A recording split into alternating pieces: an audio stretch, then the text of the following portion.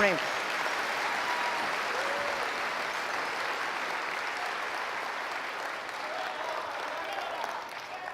Thank you. Good morning. I was there listening to the wonderful speakers. All the things they talk about reminds me in the past 18 years. 18 years ago, in my apartment, I told the 18 founders that one day we will build up a site. That site will be the top 10 sites of the world, and we will build up a company that can last 102 years. And people say, why 102 years? Because our company was born in 1999. Last year, we had 1 year. This century, we finished 100 years, and next century, we have a 1 year. 102 means cross 3 centuries. When every goal you give to your team should be very accurate. If you say, this company is going to last 100 years, so nobody take it seriously, because every company say, we want to last 100 years. So the number you give the team should be very accurate. We took the video when I talked to the 18 founders. And today, when I watch the video, a lot of people say, well, since we don't have anything to do, when you see 102 years, a big 10 sites, let's just do it. Very few people believe that we will make it happen, because we don't have a high resumes, right? I graduated from Hangzhou Teachers College, and most of my colleagues at 18 founders, they were my students, my friends. None of them are very successful. Among the 18 people, there are only 3 people who know something about computer. The rest of 15 people know nothing about computer, nothing about the internet. We had no money. 18 people gathered $50,000. And we had no relationship. None of us from rich family or powerful family with a government office background. We don't have great talents. But I told the team that, guys, if we can be successful, 80% of the young people in the world can be successful. Because at that time, China had the internet was so backward. Nobody believed e-commerce in China. Nobody believed internet. People say China will not develop internet, and China will not have e-commerce because you don't have a credit card system, you don't have logistics, you don't have this, you don't have that. But I think someday China will have. If we start to do it now, if we prepare for 10, 15 years, the day that e-commerce in China will booming. So that was the thinking at the beginning. And 30 years ago, I was considered, in my early 30 years, I was considered to be a loser. I remember that, I applied university for 3 times, all failed. And after the first year when I finished university of high school, failed in examination for university, I went apply for a job in a police station. 5 classmates, we went there, 4 of them accepted, and I was rejected. And one of the 4 who were rejected, today he's my chief staff. He's been working in the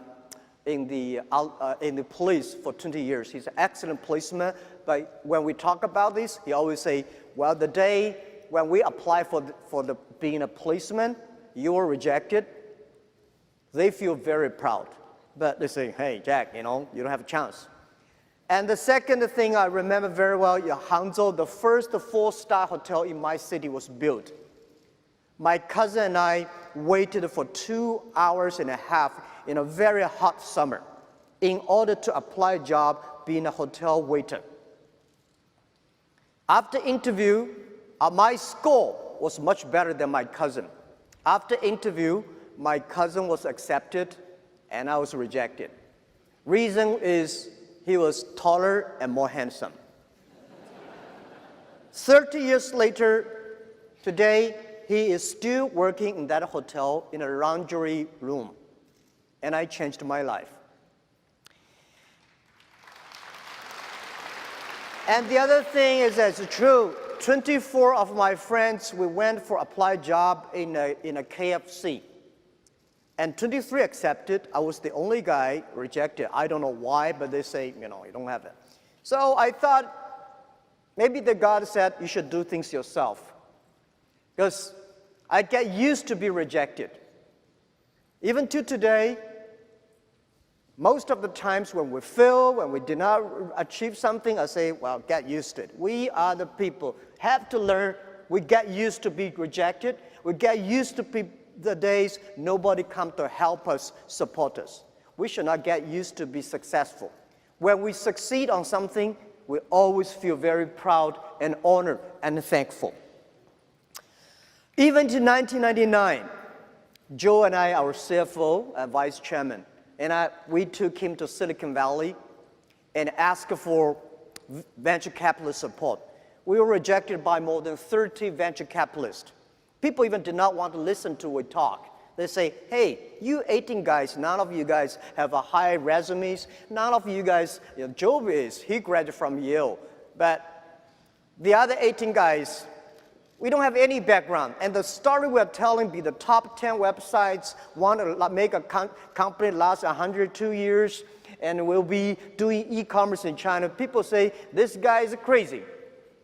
But we started with $50,000 US. And then, I think 2 years later, Harvard came.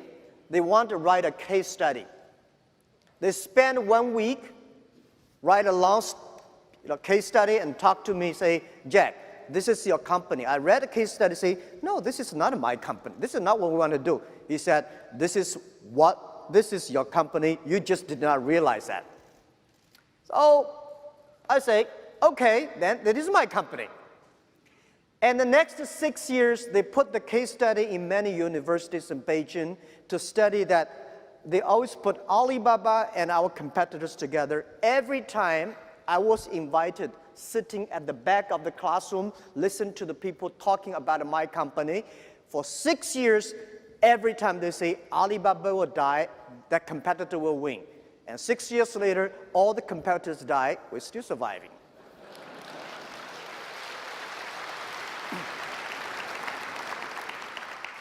The reason we do that, not because we're expert of internet, not because we are smart. We are not smart people.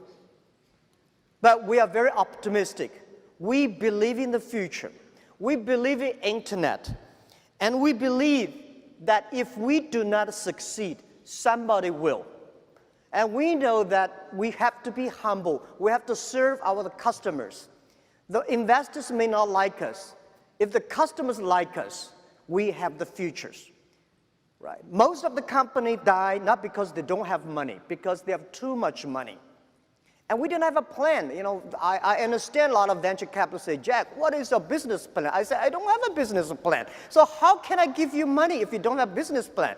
And my answer is, how can you giving you business plan of internet e-commerce in 1999?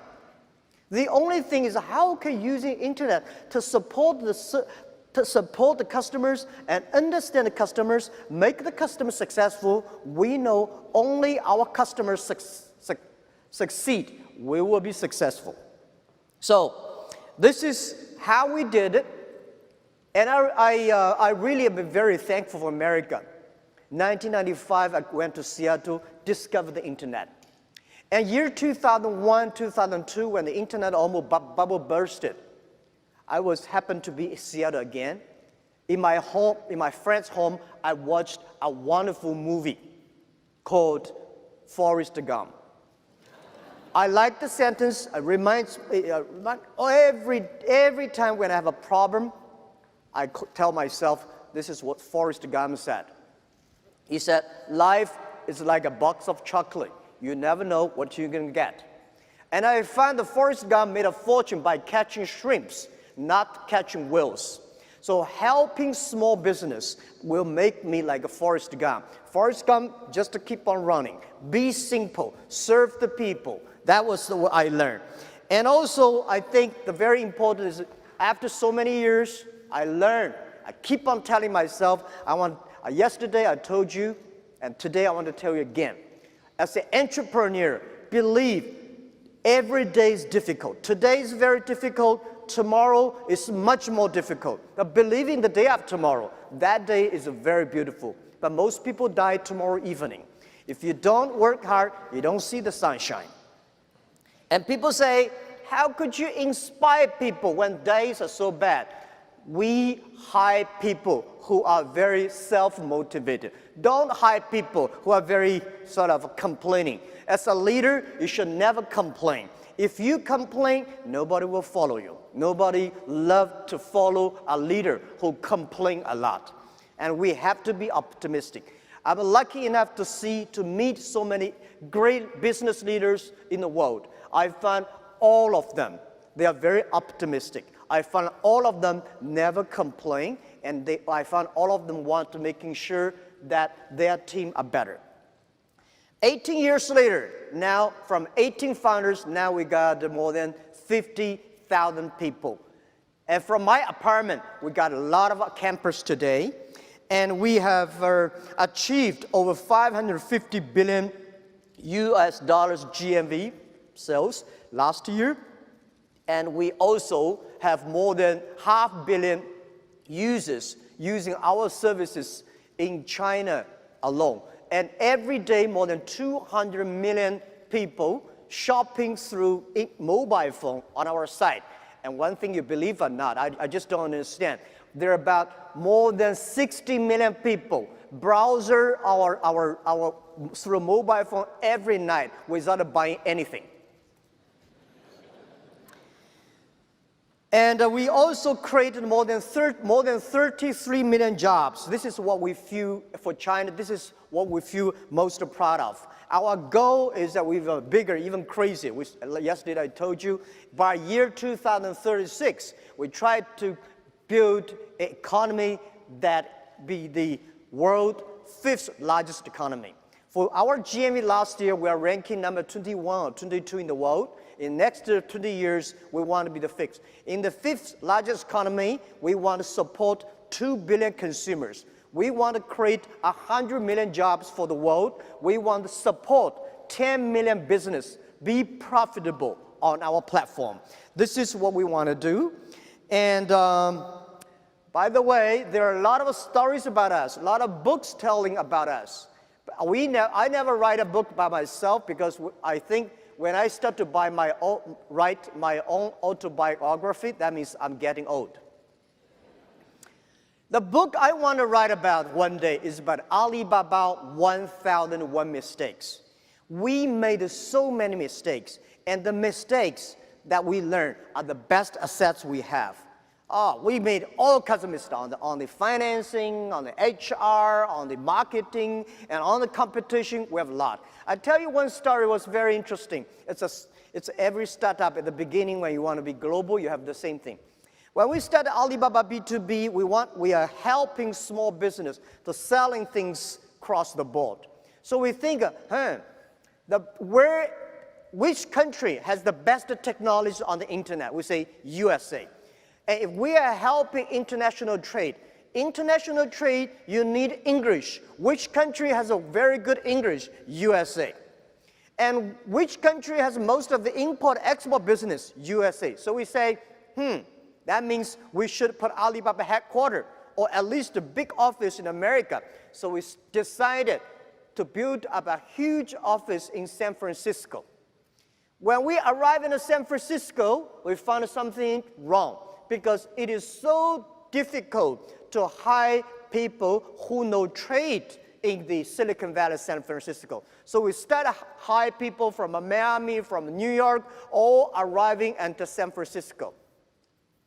After 1 month or 2 months, we realized something wrong when we have like 30 people in our Silicon Valley office. Because those people, they know trade, but they don't know anything about the internet. Those people who know about the internet, they do not think anything about the trade. And the other thing frustrated us is that it was a beautiful story at that time, because they say China in the daytime, USA in the evening. USA in the daytime, China in the evening. So people work here in the daytime, send email there, so next day they can continue to work. It's a beautiful story, but did not work out. I find out, later we find out that those people who know trade do not necessarily have to know English, or at least their English terrible. That's fine. People understand what you're talking about. We do not need English experts to do import-export. So we know something wrong, we say, we have to shut down the office. And I told the team, the 30 people, say, we're going to have shut down. You want to get a cash, or you want to get an Alibaba share. If you want to get a cash, $3,000, like $2,000 or $3,000 each person. If you want to get a share, 1 cent, 2 cents per share. You get the options. Everybody say, give me cash, no shares. They all went home happily with $3,000. So we have a lot of mistakes we made, and a lot of colleagues also made mistakes. We survived. I would say we survived. We're not successful. We will never say, in Alibaba, we'll never say we are a successful company, because we will not say success until we survive 102 years. We just finished 18 years. There are another 84 years to go. The next 84 years, anything could happen, so we will never say we're succeeding. Because every time, I think most people here, have the same feeling. When you get a feeling of being successful, problem comes, right? So I share some of the tips why we survived. First, we have to believe in the future. We have to love the jobs we do. We have to love our customers. So if you don't have the vision for the future, it's difficult for a team to have a teamwork. Do not hire people for you to work. Hire people to work for the vision you agree on together. Especially young people, my advice that if you're 20 years old, please join a good company, find a good boss to learn how to do business. If you're 30 years old, if you want to do something yourself, try to do something yourself. When you are 40 years old, please do something that you are strong at and good at. When you're 50 years old, please spend time for the young people, giving chance for young people while you're still strong. When you're 60 years old, better spend time with your grandchildren on the beaches. This is generally speaking, and this is something that everything you do, you have to love it. If you do not like the things you're doing, your life is in trouble. All right. Second is that try to build a good team. What does a good team mean? The good team does not mean you hire excellent people from Harvard or from a multinational Fortune 500 companies. I remember when we raised the first $5 million, we think, now we have money from $50,000 to $5 million. So we should hire great people. We hired close to 10 excellent vice presidents for many multinational companies. One of the guys who are the marketing expert vice president of a big company, he gave me a business plan, a marketing plan, $12 million. And I say, hey, we only have $5 million. How could you give me a business plan for next year's budget to marketing $12 million? He said, Jack, I never make any plan below $20 million. Hire the right people, not necessarily the best people. The best people is always you train them. There's no best people in the market. The best people for you is always you train yourself. So, as I say, if you hire the people who are very good, not suitable to you, it's just like you are putting a Boeing 747 engine into a poor tractors. Neither of them are happy. The engine is not happy, the poor tractor is not happy. So find the right people. And the other thing I want to say is that making sure that you focus on the product and services. Your vision decides what kind of people are joining you. but what kind of people joining you will design the product and services. As the chairman, as the CEO, as the founder of the company, you have to be sure your customers are happy with your product and service. I know nothing about a computer. I hate high technology because people like me, when we hear about high technology, we are scared. But when we want to get the government support, we tell government we are high technology. But when we tell the consumers, users say, this is so simple. So for the first 2 years, I was the product tester of Alibaba website because I know 80% of the people in the world, on the business world, like me, we just want to have a dumb click, get what I want. So many of the times when the engineers design some wonderful softwares, they feel excited, and I would test it. If I cannot use it, just to throw it into the rubbish. If I can use it, I believe 80% of people can use it. So this is what I think is important. The fourth important for a startup, remember, always customer number one, employee number two, shareholder number three. If you it's the customer pay you the money. It's the employees that their creation, their innovation make the customer happy.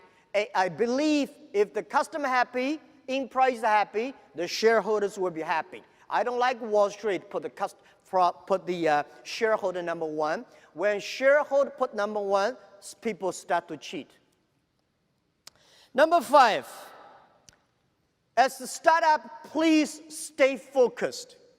I find a lot of startups, they have so many dreams, they change dreams every day.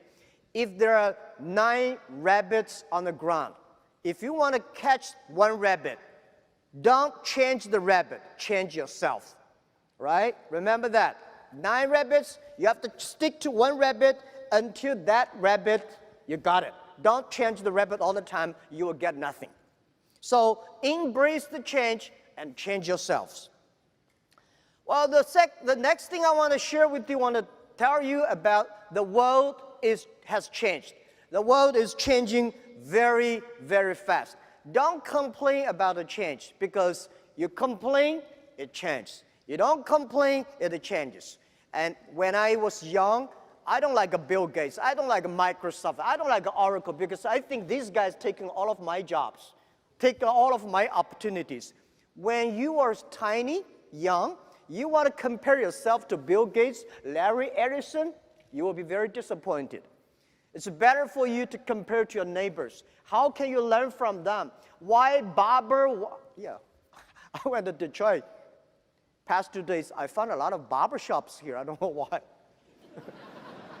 When you have opened a barber shop, you have to check why Mr. Wong's shop better than Tom's. There must be things inside. You have to learn. Where is the opportunity? Opportunity always exists in the place where people complain.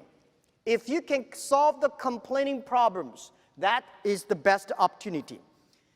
The world has changed. I say we are in a very, very critical period of technology revolution. Every technology revolution, the first 50 years are critical.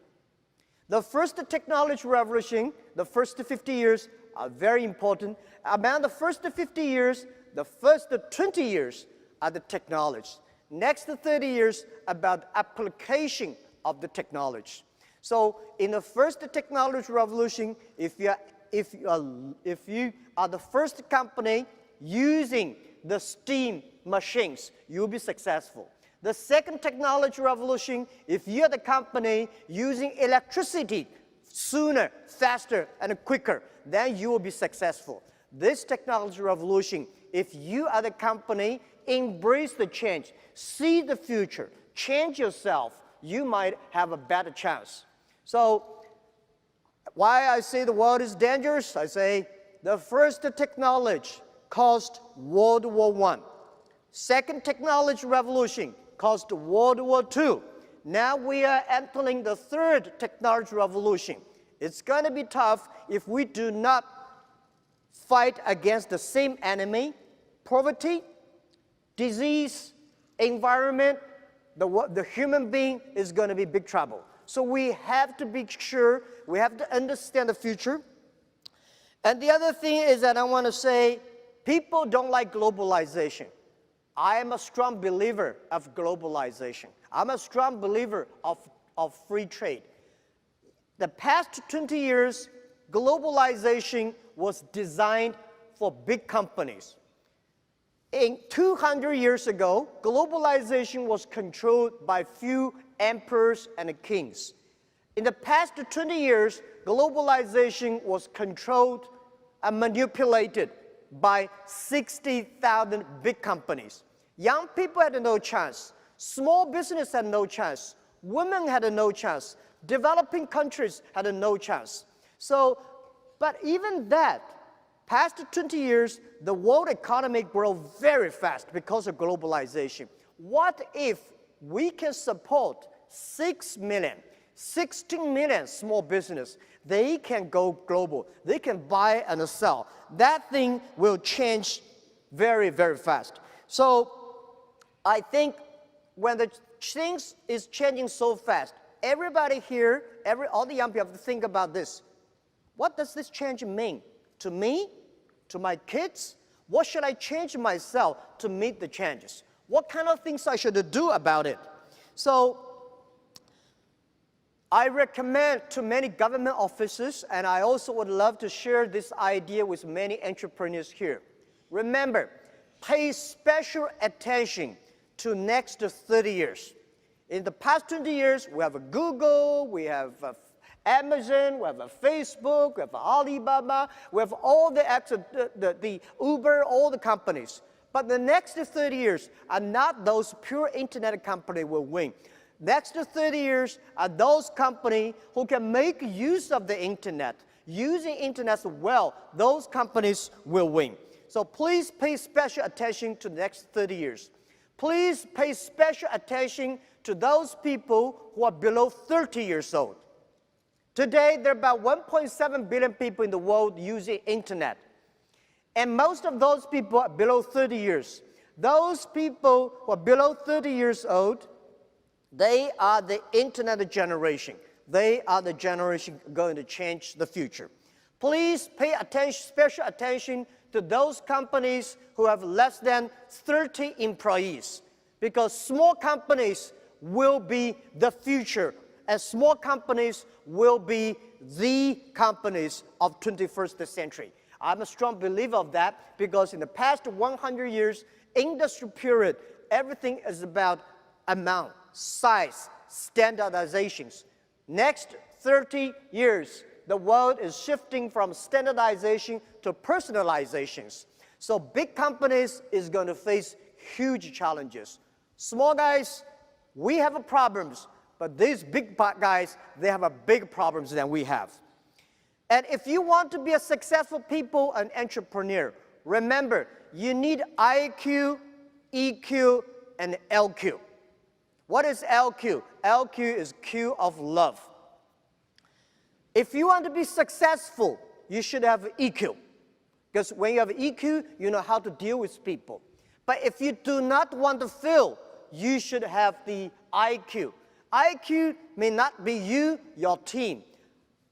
I'm not a guy that have high IQ, but my team do have very high IQ. When we have a lot of high IQ guys, they need people like me with good EQ things. And LQ, the Q of love, is about care for others. When you care for others, last century, the IT enable yourself. This century, the DT, the data technology, is to enable the others. So when you pay special attention to next 30 years, people who are below 30 years old, company below 30 people, please also pay special attention to women. Women care for the other people much more than men. Men care for themselves more than women. One of the secret sauce for Alibaba is that we have more than 48% of the people in the company, they are women. We have more than 33% of the senior management are women. Women is going to be very powerful in 21st century because last century, people compare about muscle. This century, people compare about wisdom, about user-friendliness. So I'm very happy these days I see a lot of women entrepreneurs here, especially on the internet. People really don't care you're a man or woman. They care whether you serve people better or not, whether you care people better or not. So pay special attention, hire as many women as possible. This is what we did in our company, and this is the secret sauce I want to share with you.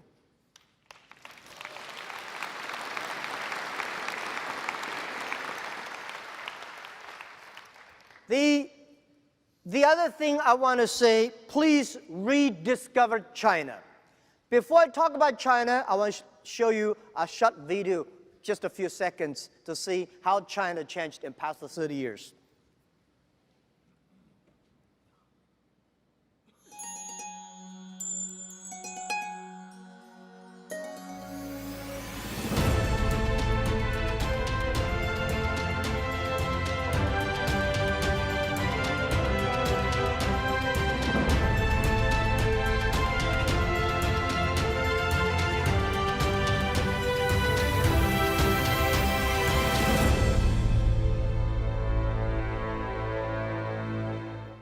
This is Shanghai today, 1990. Less than 30 years ago, Shanghai was nothing, just a piece of, a farmland.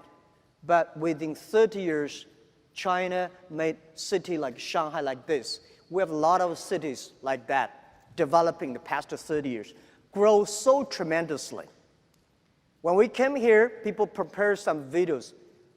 I asked a lot of Americans, what do you think about China? They think, panda, bicycles, Great Walls, Tai Chi. I say, know these things. China has changed.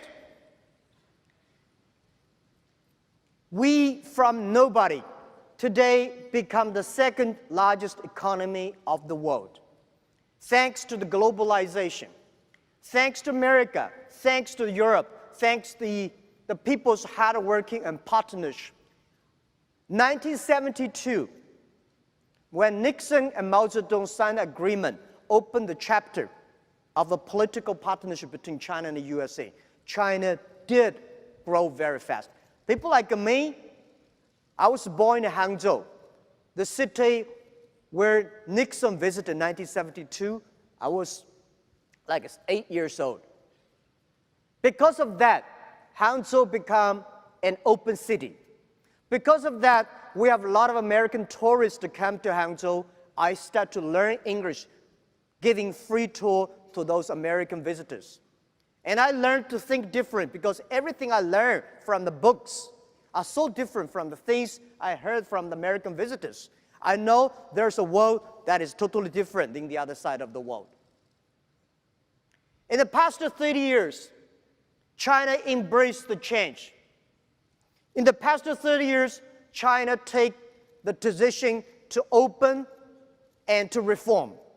In the past 30 years, China opened globalization, which today, I think globalization was the name created by Americans.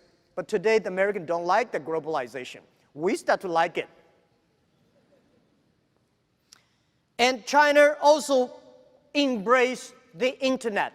If America was a country on wheels, China today is a country on the internet or on the mobile phones.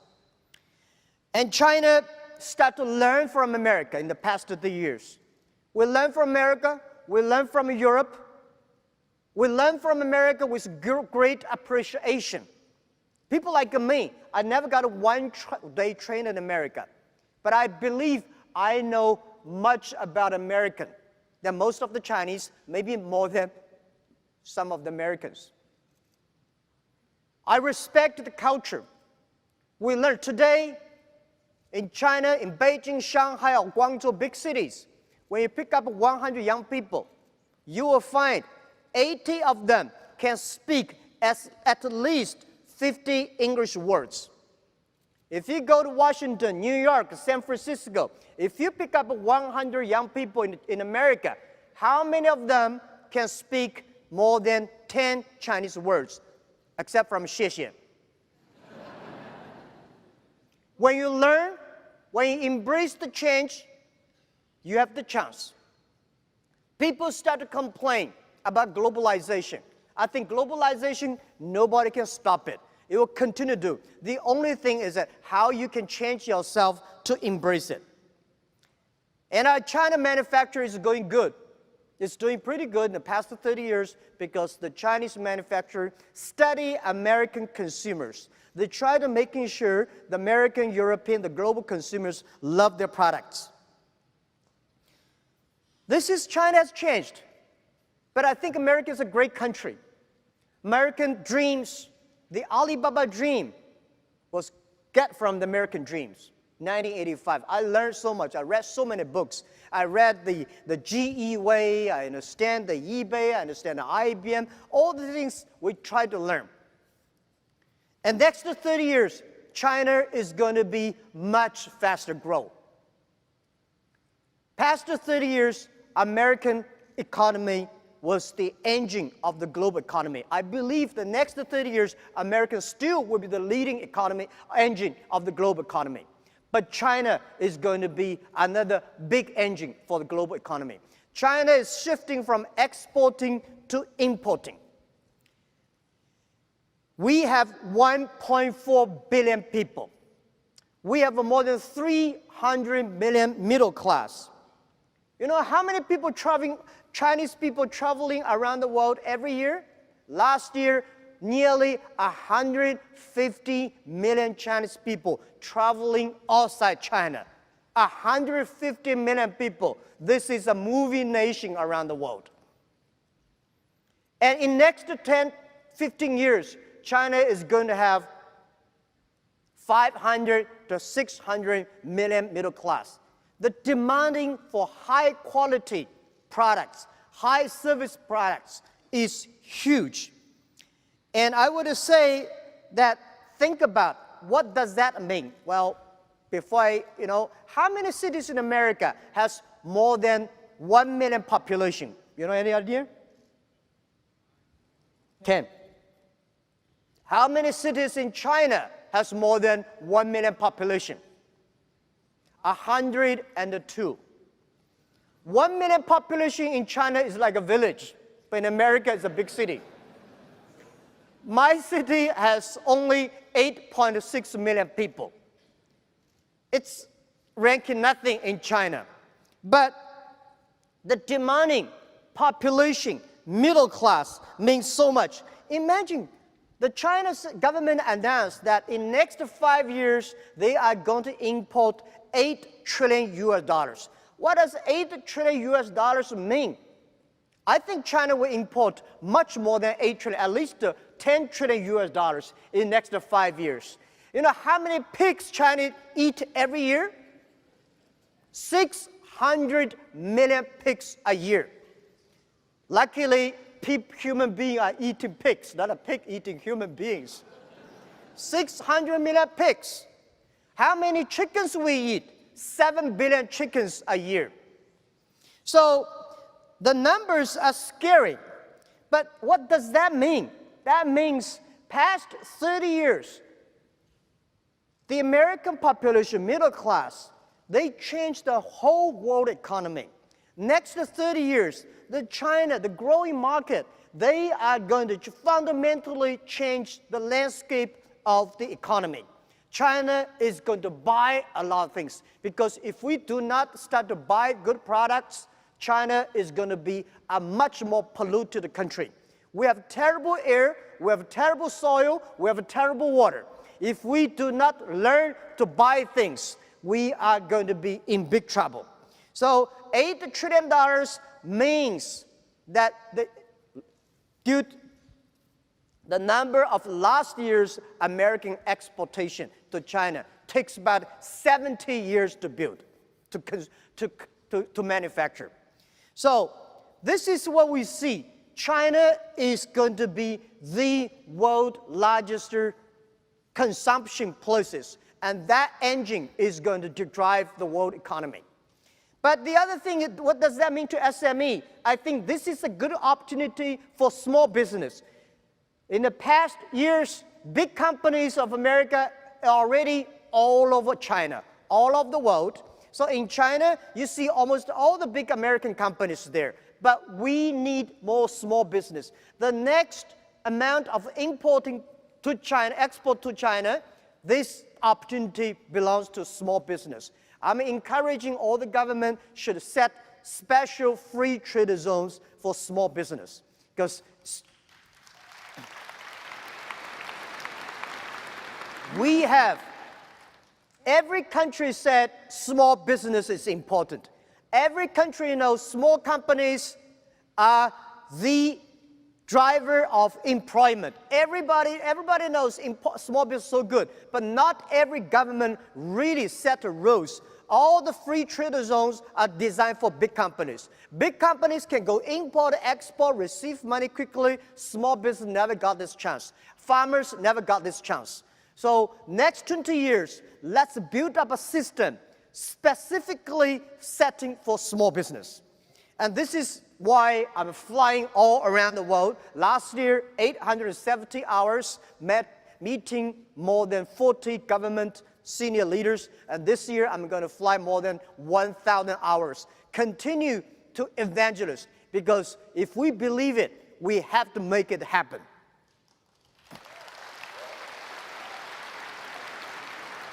So, please view China as an opportunity.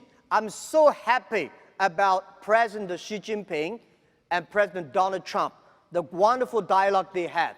Because the two markets, if they connected, 30 years ago, American did help China a lot. Next 30 years, China market need a lot of American small products, a lot of products, and made in America. The products, the quality, the service. You guys here, I visited the booth, beautiful products. We Chinese consumers are crazy about that. We need that. So, how can you do business with China? First, doing business is never easy. Don't tell me today doing business is more difficult. Never be easy. But today, you should, in the past 20 years, doing business for import-export, you go to the trade shows. Now, you have to moving online. As I said, China has become a country on the internet, on the mobile phones. And our sales last year is 11% of the total China retail online and offline combined together. And I tell you that November 11, that is the singlest day we created for the world, for the consumers. Last year, one day alone, we sold $17.8 billion US. And a few days ago, June 18th, we sold 2 million lipsticks with less than 10 minutes. So everything goes on so quick and fast. And 3 days ago, we sold 200 tons of milk powder within less than 5 minutes. So people start shopping online. As I said, 200 million people start to shopping through mobile phone every day. And we are delivering, for our company alone, we are helping delivering over 60 million packages per day, which we foresee that in 10 years, the world in China, the logistics company will deliver at least 1 billion packages per day. So this is how the world changed. Doing business, if you're using the traditional way, I don't think it will work. If you're using the internet, there's a better way. Take, for example, Indian government said, Jack, we want to make 50% or 60% of the Indian people have a bank account. My suggestion is that if you're using the traditional banking system, it won't work. So we give our technology mobile payment. Less than 2 years, we have 250 million Indian people using mobile payment today, that in Asia. So think about internet is the opportunity for small business. Do not think about the internet as just e-commerce. Think about internet as e-business.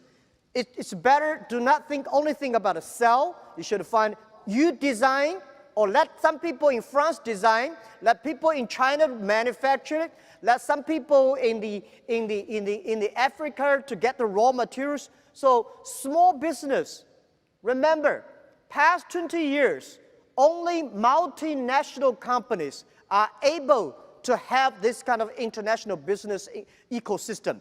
Today, with the internet, we are able to do this.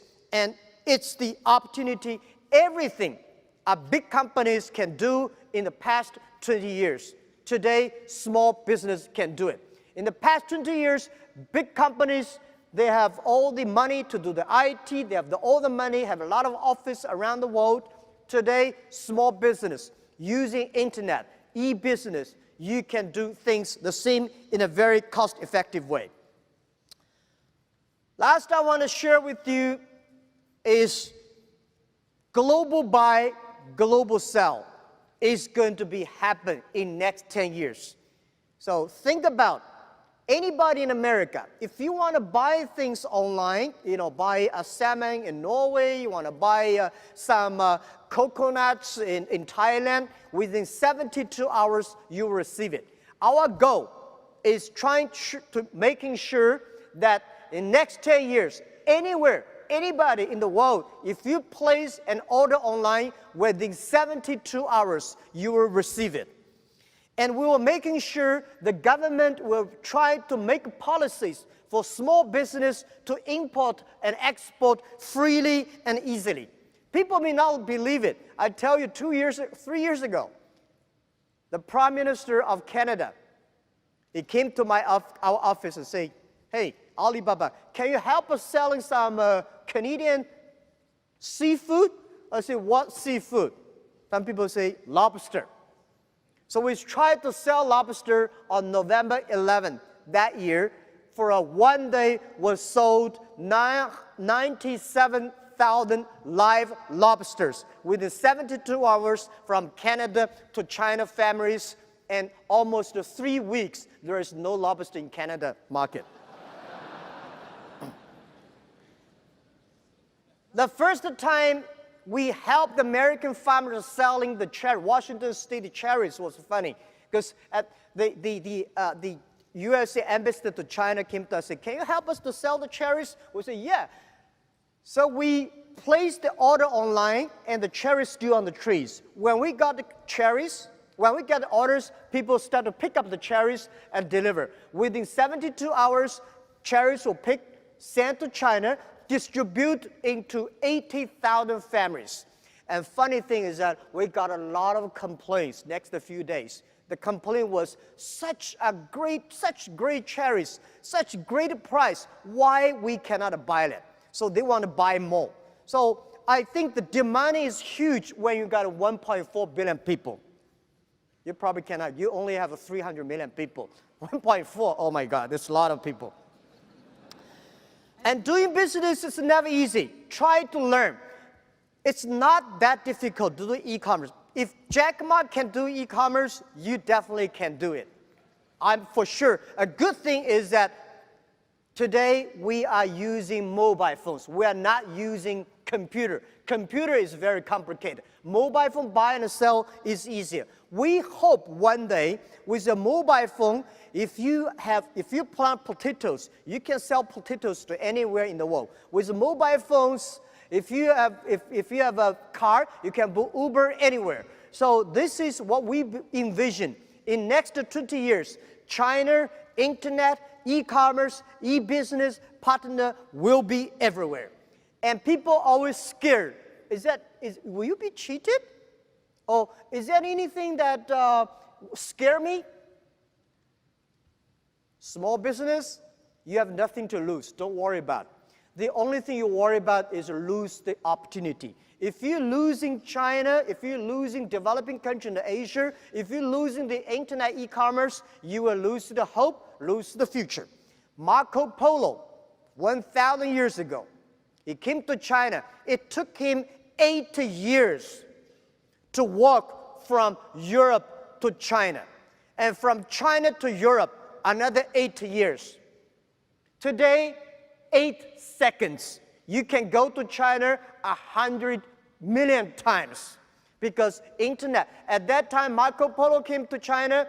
There are a lot of terrible things happen on the way. Today, there's nothing that has happened. So please catch up this opportunity. The thing I want to tell you here is that don't miss this chance. This chance is going to be changed. And I think most of the small business will be globalized. If you are not a globalized business, small business, you will out of business. I'm not scaring you guys because you have to think out of the box. You have to do business. Because you're small, you are unique. Because you're small, it's difficult for you to compete locally.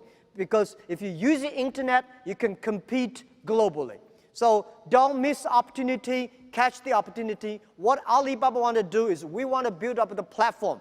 We want to enable you with finding consumers, enable you finding the business partners, enable you to solve the money receiving problems, the payment problems, and logistic problems, and computing capability problems.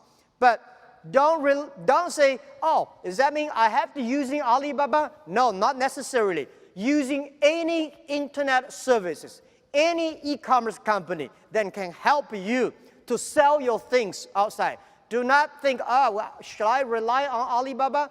Rely on any e-commerce internet companies that you think it is helpful to you. So, but we commit that we will do a bad job. Finally, let's talk to our young people. The artificial intelligence is coming. And robots is going to replace a lot of jobs. But I believe that 30 years later, this new technology is going to create more jobs than today. Every technology revolution comes, they kill jobs. And then 30 years later, those people who understand technology, who change themselves, they start to make more jobs. So pay attention to the kids' education. Machine is going to be smarter, but human beings are always wiser. So try to teach your kids to be more creative, to be more innovative, because only those people who are creative, innovative, then they can survive. And let our kids spending more time on doing e-commerce, because doing e-commerce is about respect the other culture. Doing e-commerce is about a communication. Spending more time on doing business online rather than only on chat box and on emails. By the way, I have one thing I noticed. It is so difficult to convincing successful people.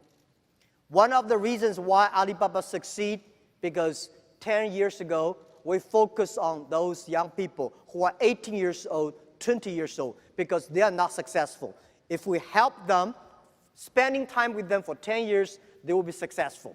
But those people who are very successful, they will give you 100 reasons why we should not take this of new innovations.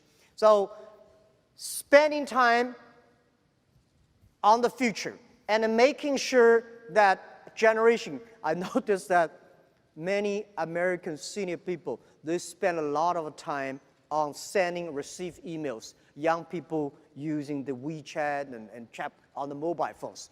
This is the generation change. So the generation change is going to be scary. Let's make it up. And also, please use the internet. Please do business with China. Please learn and find the people who are smarter than you are.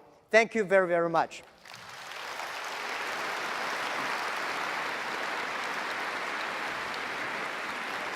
Okay, Jack. I know I'm not Charlie Rose, but I want to ask you a couple quick questions, if that's okay. You're not done yet. You've got thousands of business owners in this audience, thousands of entrepreneurs. What do you want them to take away from this experience? Yeah, don't miss the opportunity. I think the next 30 years is the opportunity for people like us. The big companies, they have to looking for a way to survive. But we have to look a way to expand our business, to finding more partners.